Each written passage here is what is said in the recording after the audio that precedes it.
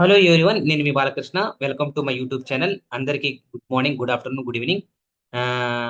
Happy new year to all.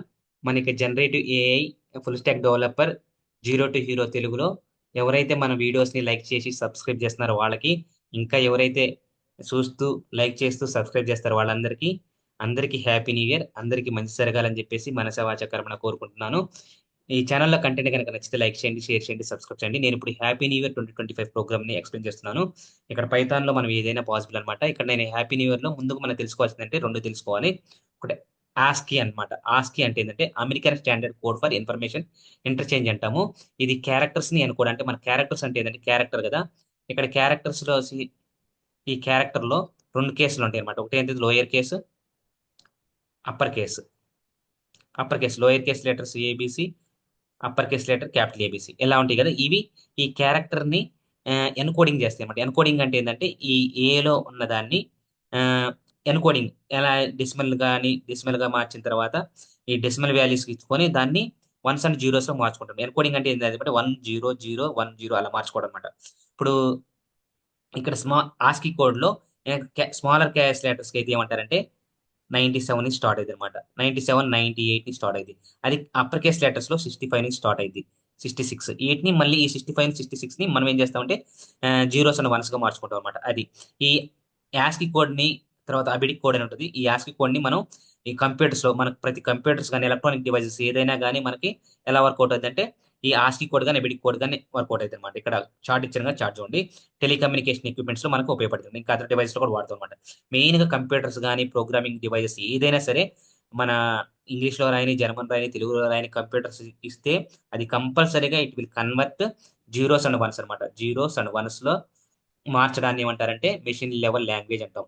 Machine level language అంటాం, not machine learning.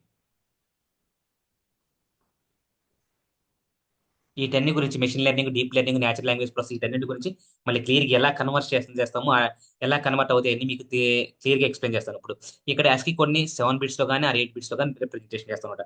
8 bit లో కానీ 65 7 bits లో కానీ రిప్రజెంట్ చేస్తాం. ఇప్పుడు మనం జస్ట్ 25 ప్రోగ్రామ్ ఎలా రాస్తాం అంటే ఫస్ట్ మనం రెండు లైబ్రరీని ఇంపోర్ట్ చేసుకోవాలన్నమాట. ఇన్స్టాల్ చేయాలి. ఫస్ట్ మనం ఏమేమి ఇన్స్టాల్ చేయాలి?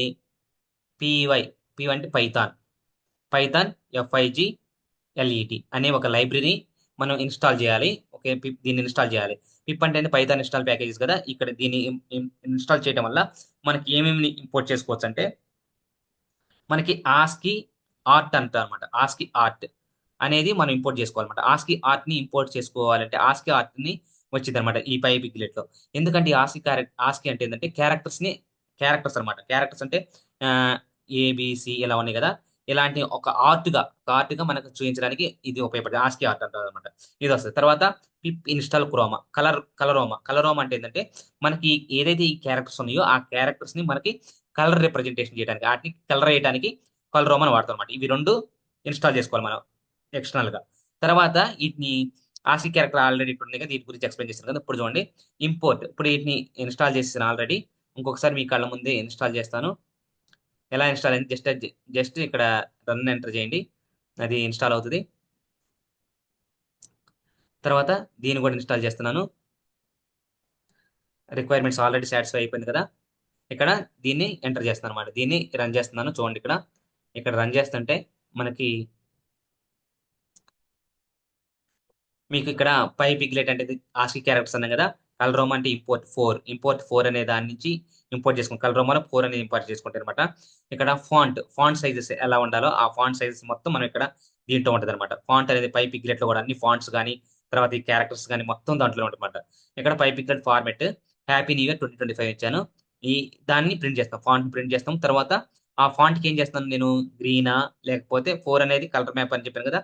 ఈ ఏది కావాలంటే మీకు గ్రీన్ కావాలంటే గ్రీన్, తర్వాత రెడ్ కావాలంటే రెడ్ వేసుకుంటే ఇలా వస్తుంది అనమాట మనకి. ఇలాగా హ్యాపీ న్యూ ఇయర్ 2025 అని వస్తుంది.